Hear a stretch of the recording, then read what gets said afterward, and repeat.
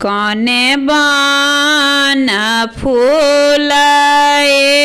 आहेली फूल कौने बन बहेली फूल रे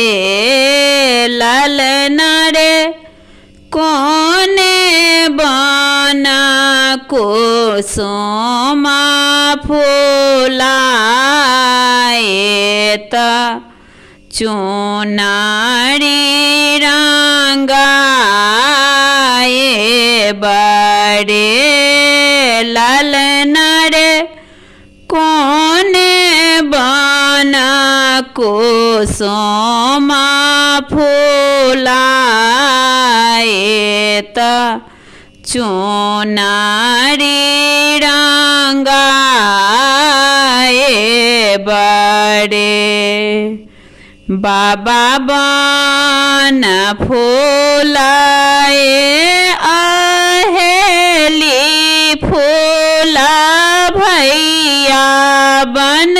बहेली फूल रे लालना रे पिया बना कुसुमा फूलाए चुनारी रंगाए बड़े लालना रे पिया बना कुसुमा फूलाए चुनारी रंगाए बड़े अहिरी ओढ़िए सुंदरी ठाढ़ भेला देहरी धैने ठाढ़ भेली रे लालना रे घूमैता फिरैता पिया आएला पालंगा हम ले जाए बड़े लालना रे घूमैता फिरैता पिया आएला पालंगा हम ले जाए बड़े सासु छथिन दुख दायिनी ननदी दुख देलानी रे लालना रे गोतनी दुआरी धेने ठाढ़ी पलंगा हम नहीं जे बाई रे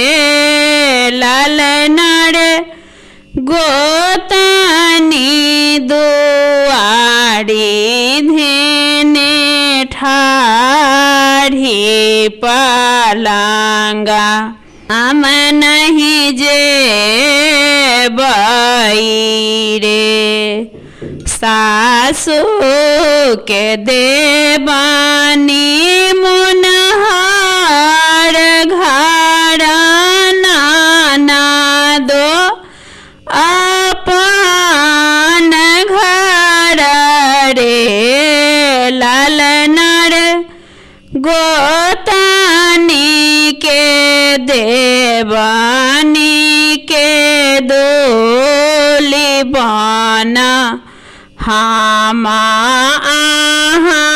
राज भोगब रे लालना रे गोतनी के देवानी के दोली बना हम राज भोगब रे तिलके देश हम जाएब तिला उपजाए बड़े ललना रे जोड़े हाथे रगड़ब कपार की पलंगा